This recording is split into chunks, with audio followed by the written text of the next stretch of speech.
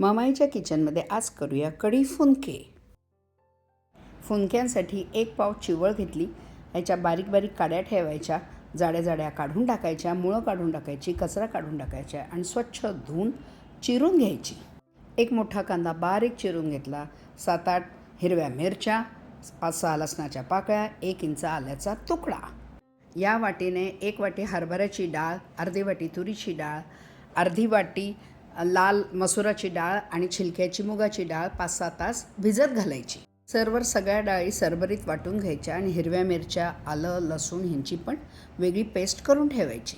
या वाटलेल्या डाळींमध्ये ती हिरव्या मिरच्याची पेस्ट, कांदा, चिवळ, कोथिंबीर, धण्याजिऱ्याची पूड, हळद, तिखट टाकायचं.